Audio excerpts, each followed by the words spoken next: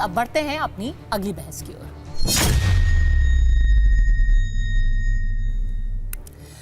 जम्मू कश्मीर में विधानसभा चुनाव होने हैं। इस बीच कांग्रेस के सहयोगी नेशनल कॉन्फ्रेंस के नेता और जम्मू कश्मीर के पूर्व सीएम उमर अब्दुल्ला ने एक ऐसा बयान दे दिया जिसको लेकर के बेहद ज्यादा विवाद खड़ा हो गया है। उमर अब्दुल्ला ने कहा कि संसद हमले के दोषी अफजल गुरु को फांसी देने का मकसद उन्हें समझ नहीं आया। ये तो यहां तक कह गए कि फांसी की सजा अफजल गुरु को दी ही नहीं जानी चाहिए थी, क्योंकि इससे अदालती व्यवस्था पर सवाल उठता है। पहले सुनते हैं उन्होंने क्या कहा। My unfortunate thing was that the J&K government had nothing to do with Afzal Guru's execution. Otherwise, you would have had to do it with the permission of the state government, which I can tell you in no uncertain terms would not have been forthcoming. Why? It wouldn't have. We wouldn't have done it. I don't believe that any purpose was served by executing him. I don't. Do you believe in capital punishment? No. No. No. Okay. Because I don't believe in the infallibility of the system of the courts. And evidence has shown us time and time again that may not be in India, but in places where you have executed people and then found that you were wrong. यही वजह है कि केंद्रीय गृह मंत्री अमित शाह ने अपनी Jammu rally में नाम लिए बिना उमर और अलगाववादी कंपनी को आज घेरा। उन्होंने ये भी कहा है कि चुनावी मौसम में उमर अब्दुल्ला के बयान की निंदा होनी चाहिए। बीजेपी को बैठे बिठाए मुद्दा मिल गया। कश्मीर ने बहुत आतंक झेला है। कश्मीर में ऐसी सरकारें थी जो आतंकवाद के सामने आंख मूंद कर बैठी। ऐसे लोग भी है जो शांति होती थी तो यहां आकर मुख्यमंत्री बन जाते थे, और आतंकवाद होता था तो दिल्ली में जाकर कॉफी बार में कॉफी पीते थे। वो कहते हैं फिर से एलओसी का ट्रेड हम शुरू करेंगे। एलओसी का ट्रेड शुरू होगा तो उसका मुनाफा किसके पास जाएगा? जोर से बोलो। उनका मुनाफा सीधा आतंक के काम में होगा। ये करना चाहिए क्या? आप सहमत हो क्या? वो कहते हैं हम पाकिस्तान से बात करेंगे। आज मैं कहकर जाता हूं, जब तक शांति नहीं होती पाकिस्तान से कोई बात नहीं होगी। पहले नेशनल कॉन्फ्रेंस कहती है कि हम धारा 370 वापस ले आएंगे। अब वो कह रहे हैं कि अफजल गुरु को फांसी देना ही गलत था। तो अड़ी पर सीधा सवाल यह है कि क्या वोट के लिए न्यायिक व्यवस्था पर सवाल उठाना सही है, और क्या अलगाववादी वोट लुभाने के लिए उमर अब्दुल्ला ने ऐसा बयान दिया है? सीधे चलते हैं अपने गेस्ट के पास। हमारे साथ जुड़ गए हैं शहजाद पूनावाला, प्रवक्ता हैं भारतीय जनता पार्टी के, अहमद अयाज कश्मीरी एक्टिविस्ट हैं, हर्षवर्धन त्रिपाठी वरिष्ठ पत्रकार हमारे साथ हैं, और सनम शाह कश्मीरी एक्टिविस्ट भी हमारे साथ हैं। सनम शाह, ये बताइए कि अफजल गुरु को नहीं फांसी देनी चाहिए थी, ये उमर अब्दुल्ला ने इसलिए कहा है क्योंकि उन्हें अब एक अलगाववादी वोट चाहिए कश्मीर में। मैडम देखो, मैं एक बात कहना चाहता हूं। हमें 6 साल के बाद, काफी टाइम के बाद जम्मू कश्मीर में जो है असेंबली चुनाव हो रहे हैं, बट मैं एक चीज आपको कहना चाहता हूं। अमित शाह जी ने अपनी रैली पे कहा है कि पाकिस्तान से बातचीत नहीं होनी चाहिए। पाकिस्तान को छोड़िए, अभी आप ये बताइए कि अफजल गुरु को फांसी नहीं देनी चाहिए थी। इस बात का औचित्य अब 2024 में कहां से बनता है? मतलब जो आदमी को फांसी दे दी, खत्म हो गया पूरा मामला, अब 2024 में दोबारा उसके जिन को बोतल से क्यों निकाला जा रहा है?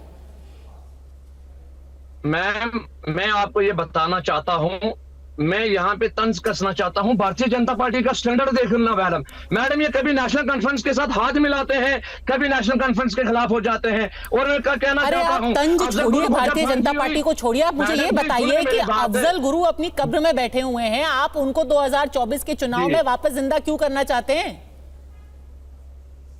मैम आप ये सुने मेरी बात, ये पूछे नेशनल कॉन्फ्रेंस से। मैं एक चीज मैं कहना चाहता हूं, मैडम मुझे ये बात बताओ कि रियासत जम्मू कश्मीर के अंदर चुनाव होने जा रहे हैं, ऐसा मुद्दा बीजेपी को मिल गया, क्यों मिल गया? मैडम लोगों को उकसाने के लिए, लोगों को गुमराह करके, लोगों के वोट हासिल करने के लिए। और मैं कहना चाहता हूं, जब अफजल गुरु जी को फांसी हुई तब जनाब रैली सरकार जम्मू कश्मीर में किसकी थी? आप पूछे नेशनल कॉन्फ्रेंस से। बट ये मैं कहना चाहता हूं मैडम जी, अमित शाह जी को लद्दाख की बात करनी चाहिए थी। मैडम चाइना ने कितना कब्जा लद्दाख के अंदर कर दिया है। मैडम सर बात तो बहुत होनी चाहिए थी, बात तो उमर अब्दुल्ला भी कर सकते थे, बेरोजगारी की, बिजनेसेस की, उल्टा उन्हें याद आए अफजल गुरु। मैं अपने दर्शकों को थोड़ी सी पृष्ठभूमि देना चाहती हूँ, थोड़ी सी पृष्ठभूमि देना चाहती हूँ। हुआ क्या कि अभी जो लोकसभा चुनाव हुए हैं, जो लोकसभा चुनाव हुए हैं, उसमें एक अलगाववादी इंजीनियर राशिद जो कि अभी जेल में है, उन्होंने उमर अब्दुल्ला को बारामूला से हरा दिया था। अब विधानसभा का चुनाव उमर अब्दुल्ला 2 सीटों से लड़ रहे हैं। एक सीट है गांदरबल और दूसरी सीट है बडगाम। और गांदरबल में एक बार फिर से एक अलगाववादी का सामना करेंगे उमर अब्दुल्ला, जो कि है सर्जन बरकती। ये भी इस वक्त जेल में है। तो क्या सर्जन बरकती के वोटर्स को लुभाने के लिए शहजाद पूनावाला अब ये दिन हमें देखने पड़े हैं कि एक आतंकवादी की हिमायत कर रहे हैं हमारे मेन स्ट्रीम के नेता?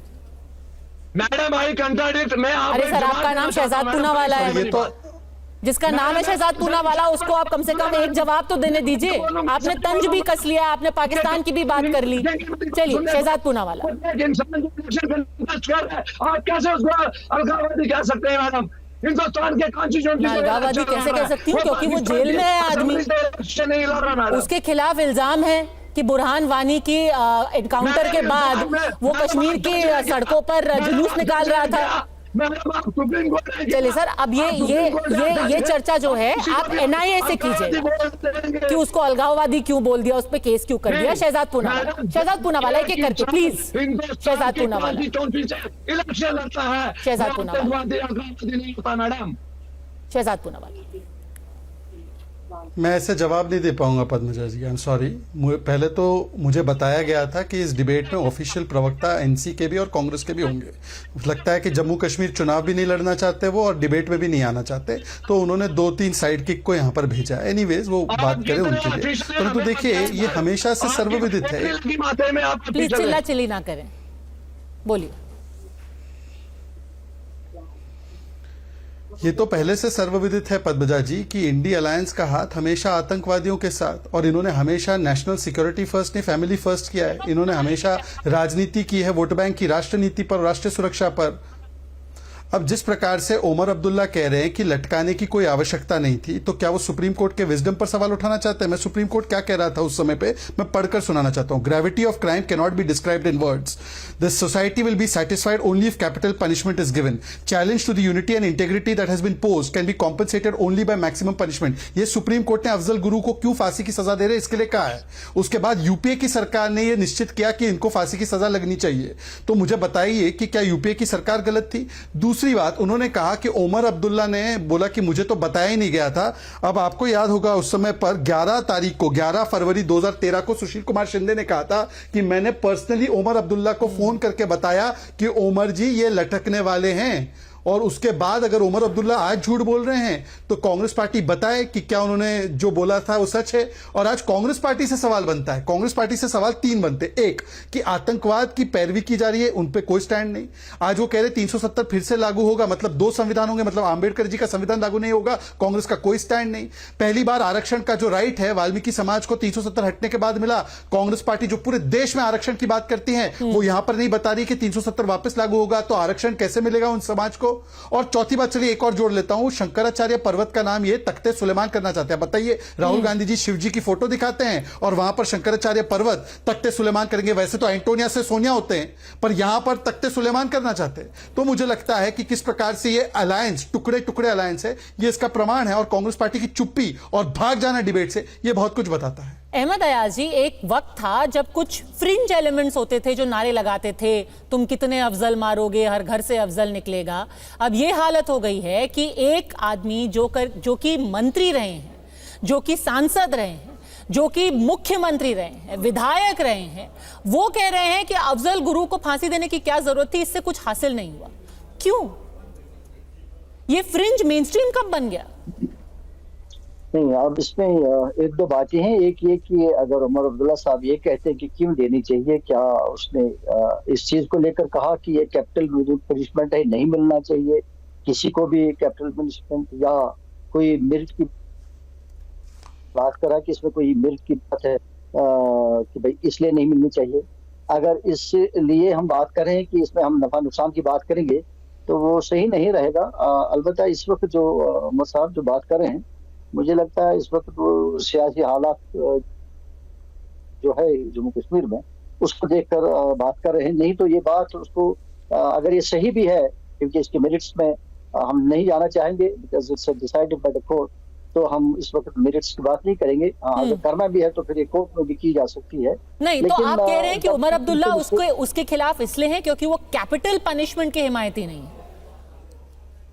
नहीं, हो सकता वो उस लिहाज से भी करता हो, और क्योंकि क्लियरिटी नहीं है उस चीज की। अगर वो उस चीज से करता है तो वो भी ठीक है।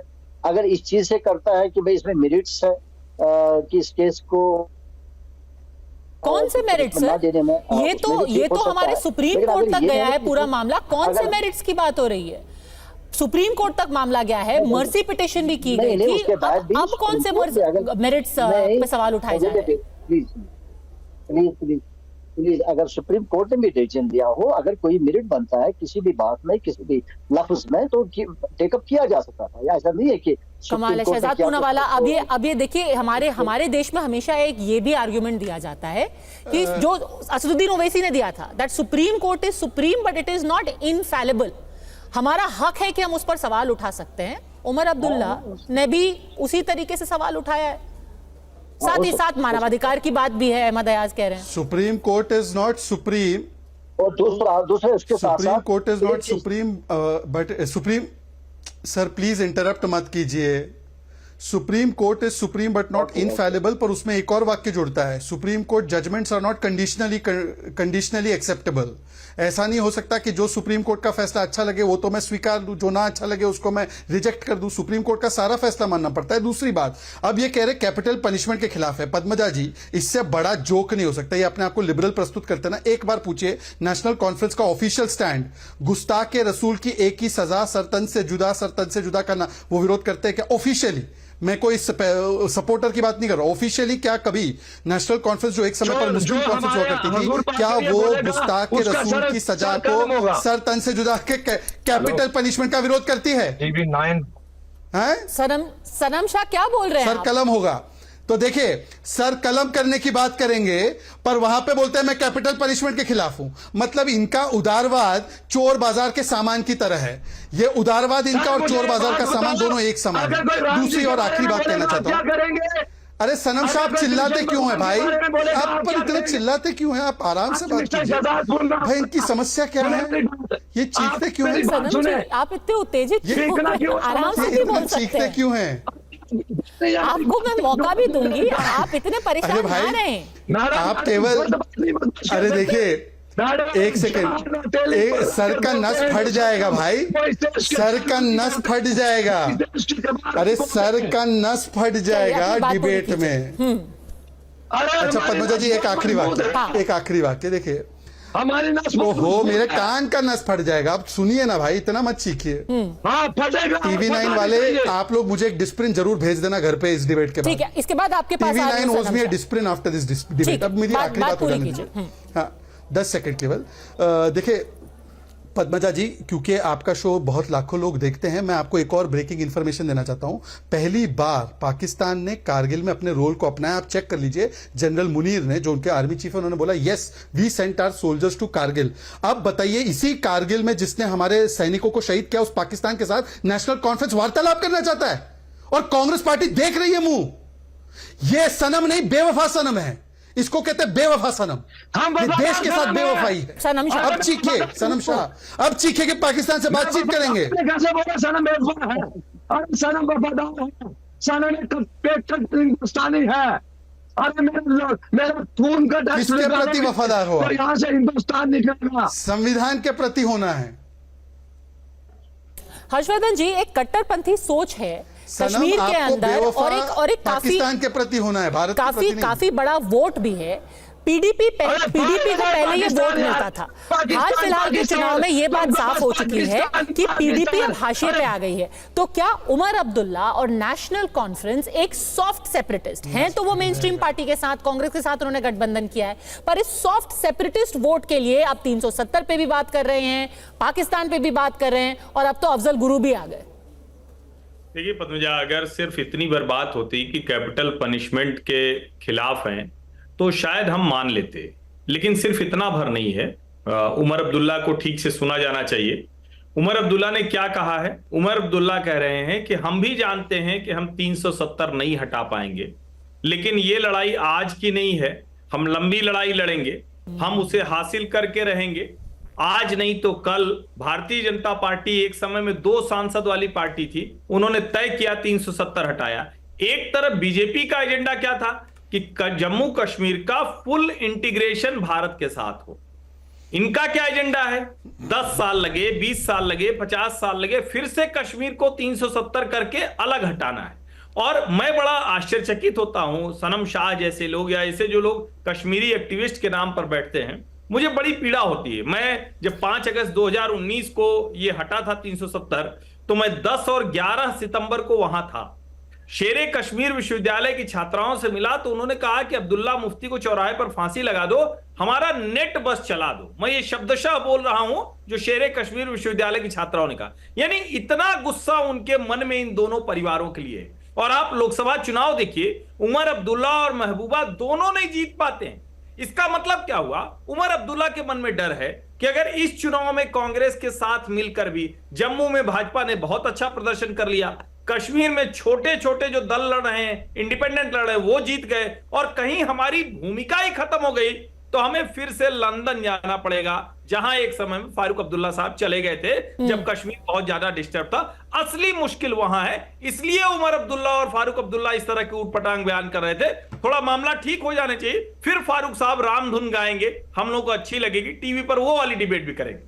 अहमद अयाज, नर्वसनेस तो है। पहले उमर अब्दुल्ला टोपी उतार करके कहते हैं बेहद भावुक होकर के कि मुझे आपके वोट चाहिए। पहले कहते हैं कि मैं बिल्कुल चुनाव ही नहीं लड़ूंगा जब तक वापस स्टेटहुड नहीं मिलता। आप 2-2 सीटों से चुनाव लड़ रहे हैं और अब साम दाम दंड भेद सब कुछ उन्होंने इस्तेमाल कर लिया है। मुझे एक लाइन जोड़ दूं मैं। हाँ, एक लाइन जोड़ दीजिए।